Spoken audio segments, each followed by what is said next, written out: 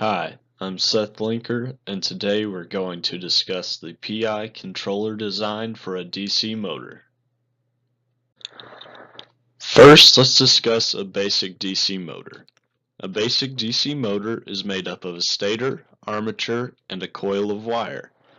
Various laws of physics, such as Faraday's law, are used to make the coil of wire spin inside the stator. Faraday's law gives us the direction of the force produced by the current carrying wire inside the magnetic field. Now, as the distance of the wire from the stator changes, so does the magnitude of the force produced. So, more loops of wire are used to create a constant motion of the armature inside the stator.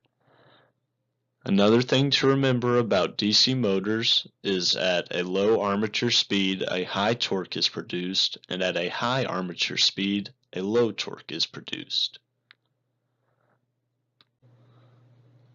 Let's take a closer look at Faraday's law. In this picture, the magnetic field will flow from the North Pole across to the South Pole of this permanent magnet. Now you can see in our loop of wire, on the left side, the current flows into the screen.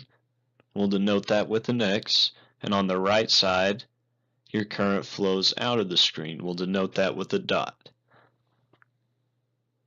So now if you take your left hand and point your index finger in the direction of the magnetic field and your middle finger in the direction of the current, you will see, if you use your thumb to point in the direction of the force produced, you will see that the force goes up for the left side of the screen. And if you do the same for the other current, you will see that the force produced pushes down.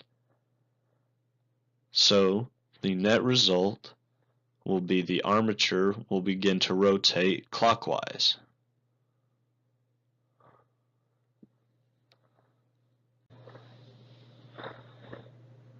Next, we will gather the mechanical constants and the electrical constants of a DC motor from a specification sheet. We also have the transfer function of a DC motor, and we will use the code on line 15 to calculate and export our transfer function into our code. Here we can see the initial root locus plot. And here is the initial step response.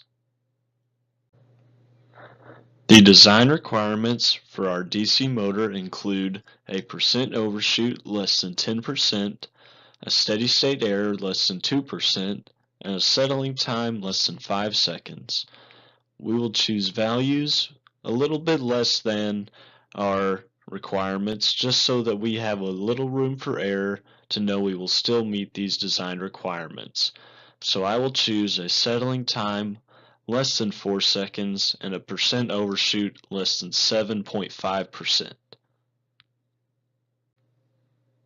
After adding our design requirements to our root locus plot, we can see that our final value for the step response is not within 2% of our steady state error.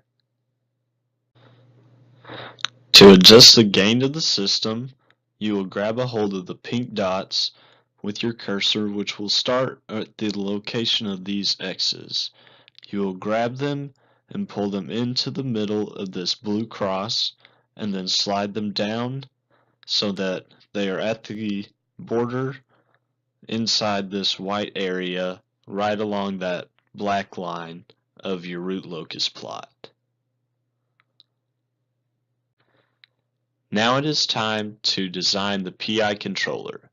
The most common variation of the PID controller is the PI controller. The PI controller uses only the proportional and integral parts of the PID controller. To create the PI controller, we will edit the compensator of the root locus plot and add a real zero at -1 and an integrator at 0. If we go back and look at the step response, we will see that the settling time is 2.28 seconds. This is well within the design requirement of 5 seconds. From the step response, we can also see that we meet the percent overshoot design requirement because the amplitude does not ever get higher than 1. Also, from the step response, we can see that the final value is 1. This means that our steady state error is 0%, which is less than the design requirement of less than 2%. That means we have passed this design requirement also and have met all design requirements. All that is left to do is to export our transfer function back into our MATLAB script. To do this, we will choose Export, select C for our compensator, and choose Export. Here we can see the transfer function of our PI controller is 346.61 times s plus 1 divided by s. Thank you for watching.